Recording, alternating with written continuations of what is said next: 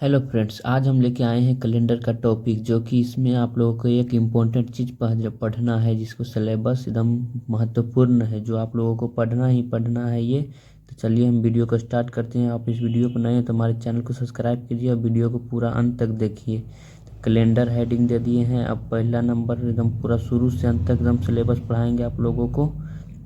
बस आप लोग इसे याद रखिएगा। याद करने का चीज़ है ये, आप लोगों को इसे याद ही करना है, एकदम महत्वपूर्ण है। याद हो जाएगा तो आप लोग पूरा कैलेंडर का टॉपिक बना लेंगे। तो हम पूरा मंथ लिखते हैं पहले यहाँ पर। जनवरी, दूसरा हो गया फरवरी, दूसरा फरवरी, तीसरा हेडिंग, तीसरा हो गया मार्च, मार्च,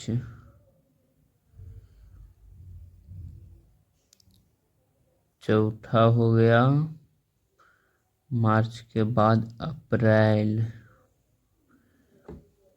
और पांचवा अप्रैल के बाद मई, मई, और छठा मई के बाद जून, जून, और सातवां जून के बाद जुलाई, और आठवां जुलाई के बाद अगस्त, और नौवां अगस्त के बाद सितंबर, ACP सितंबर, 10वां सितंबर के बाद अक्टूबर, 11वां अक्टूबर के बाद नवंबर, नवंबर, और नवंबर के बाद 12वां दिसंबर, दिसंबर हो गया। अब हम बात करेंगे कि कौन मंथ कितना का तारीख का लगता है। तो जनवरी है जो यह 30 का मंथ लगता है, 30 का नहीं 31 का, और फरवरी 28, और लीप ईयर में 29 का मंथ लगता है। हम लीप ईयर के बारे में भी आगे बात करेंगे। और मार्च 31 का मंथ लगता है, अप्रैल 30 का मंथ लगता है, और मई, मई भी 31 का मंथ लगता है, और जून भी 30 का मंथ लगता है, जुलाई 31 का मंथ लगता है, और अगस्त भी 31 का ही मंथ लगता है, और सितंबर 30 का मंथ लगता है, अक्टूबर 31 का मंथ लगता है, नवंबर 30 का मंथ लगता है, दिसंबर 31 का मंथ लगता है। ये सब इतना मंथ लगता है। अब हम इसमें 7 से भागा देंगे और जितना शेष बचेगा वो होएगा। तो इसमें हम 7 से भागा देंगे, एक सप्ताह से भागा देंगे तो इसका निकल जाएगा 3। 7 से भागा देने पर इसमें 3 शेष बचता है, और नवंबर में 7 से भागा देने पर 2 शेष बचता है, अक्टूबर में 7 से भागा देने पर 3 शेष बचेगा, 3 शेष बचता है, और सितंबर में 7 से भागा देने पर 2 शेष बचता है, और अगस्त में 7 से भागा देने पर 3 शेष बचता है, और जुलाई में 7 से भागा देने पर 3 शेष बचता है, और जून में 7 से भागा देने पर 2 शेष बचता है, मई में 7 से भागा देने पर 3 शेष बचता है, अप्रैल में 7 से भागा देने पर 2 शेष बचता है, मार्च में 7 से भागा देने पर 3 शेष बचता है, और फरवरी ही एक ऐसा महीना है जो 7 से भागा देने पर 0 या 1 बचता है, और जनवरी में 7 से भागा देने पर, जनवरी में 7 से भागा देने पर 3 बचेगा। तो ये एक ऐसा महीना है फरवरी एक ऐसा महीना है जो 28 या 29 का महीना लगता है, 28 या 29 का मंथ लगता है। इसमें 7 से भागा देते हैं तो 0 पूरा कट जाता है या 1 शेष बचता है। तो हम आगे बात करेंगे इसी के बारे में, फरवरी पर चर्चा होगा, लीप ईयर, नॉर्मल ईयर, ये सब। तो पहला आ जाइए लीप ईयर में। लीप ईयर वैसा जो 4 या लीप ईयर जो 4 या 400 से कट जाए, लीपी वर्ष कहलाता है। लीप ईयर जो 4 या 400 से कट जाए, लीपी वर्ष कहलाता है।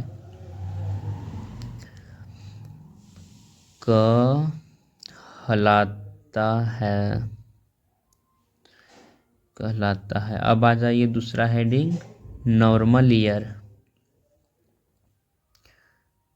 दूसरा हेडिंग पर आते हैं, नॉर्मल ईयर। नॉर्मल ईयर में हो जाएगा जो 4 या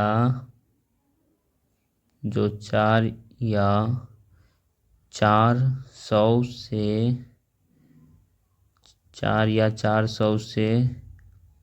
नहीं,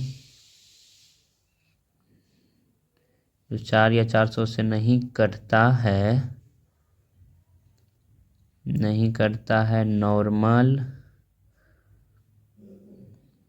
normal year, YEAR year, normal year कहलाता है। नॉर्मल ईयर कहलाता है। कुछ हम अब उदाहरण के साथ लिखाएंगे कैसे नॉर्मल ईयर होता है, कैसे होता है लीप ईयर। तो यहाँ पर हेडिंग देते हैं उदाहरण में हम समझाएंगे आप लोगों को। उदाहरण में जैसे मान लेते हैं, जैसे चलिए मान के चलते हैं 2000, कितना मान के चलें 2000, और मान लेते हैं 2000, मान लेते हैं 23, और मान लेते हैं 2012, मान लेते हैं, और मान लेते हैं 2013 मान लिए, और मान लेते हैं, और चलिए मान लेते हैं 2008, अगला मान लेते हैं 2005, चलिए अब ये मान लेते हैं 1900 कुछ, अब ये मान लेते हैं 1905, और अगला मान लेते हैं 1910, 1905 और 1910, और अगला मान लेते हैं, मान एकदम बहुत मानिए जितना मानते हैं आप, 1632 मान लिए, और अगला मानते हैं 1728, और अगला मान लेते हैं 1819, एक अगवा और मान लीजिए 1600 मान लिए। चलिए इत्यादि, यानी कि बहुत। अब 0 या 1, ये फरवरी का मैटर अब सोल्व हो जाएगा। 0 या 1 कैसे, लीप ईयर में जो 4 या 400 से कट जाए वह उसका मान 0 होता है। जैसे में देखिए यहाँ पर है 4 भागा 40 बराबर 0 का, 4 दहाँ 40, 10 से कट जाता है 0 हो जाता है। ये 4 से कट गया। और नॉर्मल ईयर में क्या है, जो 4 या 400 से नहीं कटता है नॉर्मल ईयर कहलाता है। जैसे में 4/41, तो 4×40 शेष बच जाता है 1, तो 1 हो जाएगा। वैसे यहाँ उदाहरण में है 2000, 2000 में देखिए 2000 में ये 0 हो जाएगा क्योंकि 400 से भाग जा रहा है 2000 में। अब 2023 में देखिए 400 या 4 से भागा नहीं जा रहा है, तो इसका मान 1 हो जाएगा। कितना हो जाएगा, 1 हो जाएगा। अब 2012 में देखिए 4 से भागा जा रहा है, 4×5=20 और 4×3=12, तो इसका मान 1 हो जाएगा। जिसमें भागा लग जाए उसका मान 0 हो जाता है, 0 हो जाता है। और जिसमें भागा नहीं लगे उसका मान 1 हो जाता है। ये 2013 में 4 से भागा नहीं जाता, तो इसमें 1 शेष बचेगा। अगला है 2008 में 4 से पूरा भाग जाता है, तो इसका मान लीप ईयर मान 0 हो जाएगा। 2005 में 4 या 400 से भागा नहीं जाता है, तो इसका मान 1 हो जाएगा। 2005 का मान 1 हो जाएगा। अब है 1905 में ना 4 से या ना ही 400 से भागा जाता है, तो इसका मान हो जाएगा 1, क्योंकि 4 नहीं 400 से भाग जा रहा है, तो इसका मान 1। 1910 में ना 4 से भागा जाएगा ना 400 से भागा जाएगा, तो इसका भी मान 1। अब है 1632 में देखिए 4 से भाग जा रहा है, 4×4 16, 4×8 32, तो इसका मान हो जाएगा 0, पूरा कट रहा है। अब है 1728 में देखिए ना 400 ना 400 से जब भाग जा रहा है, तो इसका मान 1। 1819 में भी देखिए ये नॉर्मल ईयर है, जिसमें भाग नहीं जाएगा वो नॉर्मल ईयर, जिसमें भाग जाएगा वो लीप ईयर। जैसे ये 1600, देखिए 1600 में 400 से भाग जा रहा है, 4×4 16, तो इसका मान लीप ईयर 0 हो जाएगा।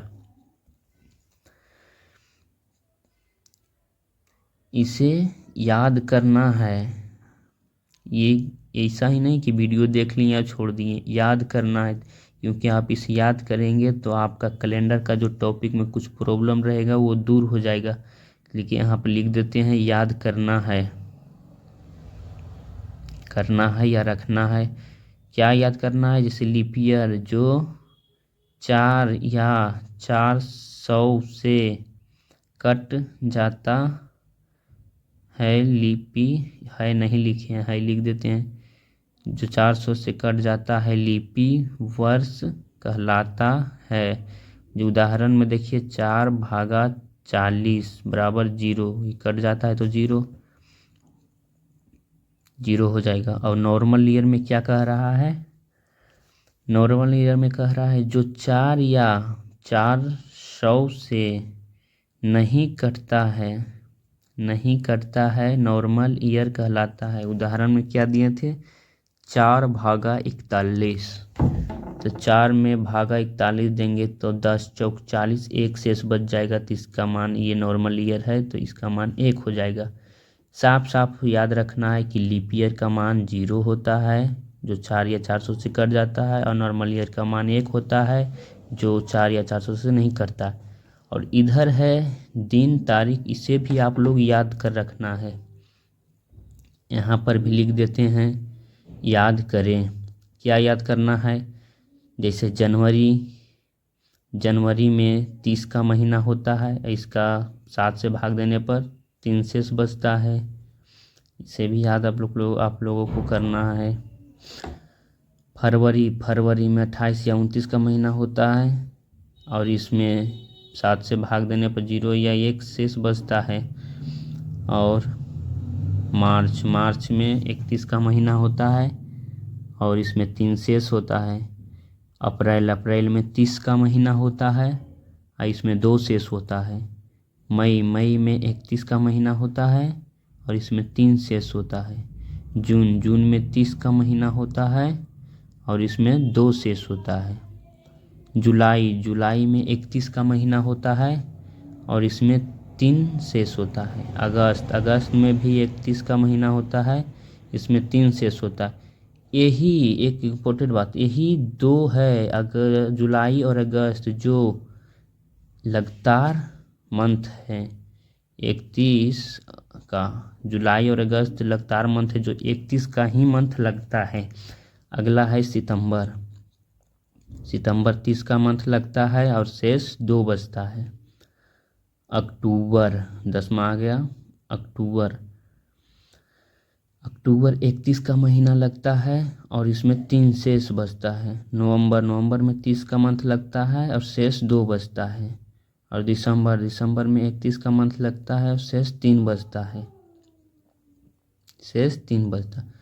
कुछ इम्पोर्टेंट बात यही है कि इसमें एक इम्पोर्टेंट बात है, जनवरी से जून तक, जनवरी से जून तक, जनवरी से जून तक 6 का मान रखा जाता है। जनवरी to June, January to June इसका मान, जनवरी टू जून का मान 6 का मान होता है या 6 माना जाता है, या 6 मान होता है। जनवरी में ए के जगह यू दिला गया तो उसे हम सुधार के ए कर देते हैं। तो आज का वीडियो यहीं तक, हम मिलेंगे अगले वीडियो के साथ। अगर आप लोगों को वीडियो पसंद आया तो हमारे चैनल को सब्सक्राइब कीजिए और वीडियो को लाइक कीजिए। तो हम मिलेंगे अगले वीडियो के साथ। आज का सेशन यहीं तक, धन्यवाद।